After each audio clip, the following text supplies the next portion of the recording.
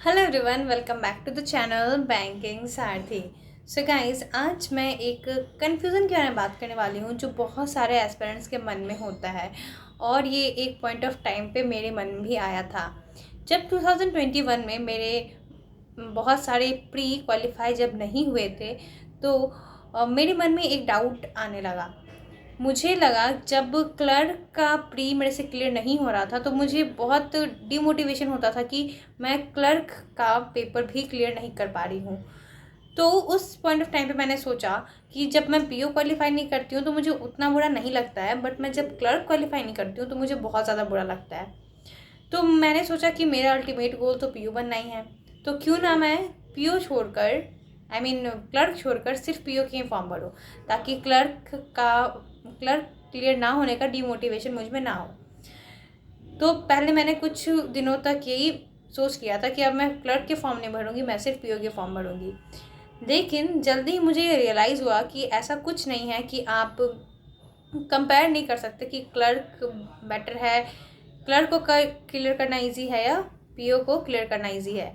अगर आप exam clear करना चाहते हो तो आपको पीओ और क्लर्क दोनों के लेवल के क्वेश्चंस प्रैक्टिस करना ज़रूरी है। ऐसे बहुत सारे टीचर्स और मेंटर्स का भी ये कहना है, क्योंकि आप जब प्रैक्टिस करते हो तो आप जब प्रैक्टिस के टाइम क्लर्क लेवल के क्वेश्चंस करते हो तो आपको वहाँ से स्पीड बहुत गेन होती है।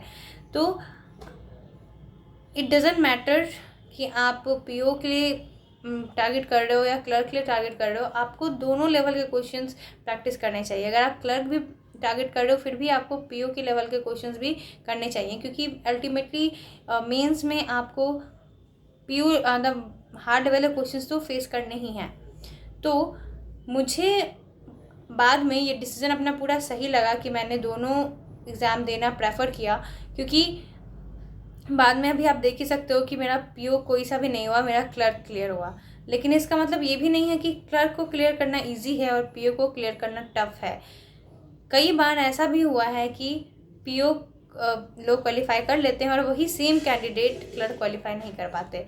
तो कोई कंपैरिजन नहीं है, दोनों का सिलेबस सेम है, बस उनका लेवल में डिफरेंस है और दोनों की अलग अलग रिक्वायरमेंट है। किसी में आपको सेलेक्टिव होना है, किसी में आपको स्पीड गेन करना है।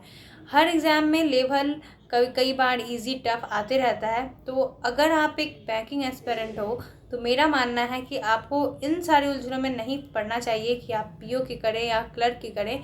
अगर आप अफोर्ड कर सकते हो तो आप पीओ क्लर्क दोनों के फॉर्म भरें, दोनों को ट्राई करें। आप नहीं कह सकते कि कब आपका पीओ निकल सकता है, कब आपका क्लर्क निकल सकता है। बहुत सारे ऐसे एस्पिरेंट्स हैं जो कि पीओ क्लियर कर लेते हैं, क्लर्क नहीं कर पाते। कुछ ऐसे हैं जो क्लर्क क्लियर कर लेते हैं, पीओ नहीं कर पाते।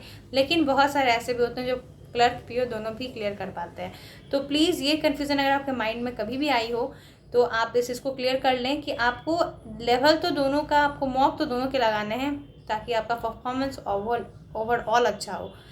तो ऐसे ही एज एन एस्पिरेंट मुझे पता है कि आपके मन में कौन कौन सी डाउट्स आती हैं, तो इसके रिगार्डिंग में मैं छोटी छोटी वीडियोस बना के आपको इस कन्फ्यूज़न से बाहर निकालने की कोशिश कर सकती हूँ। तो मिलते हैं नेक्स्ट वीडियो में, तब तक के लिए thank you, have a nice day.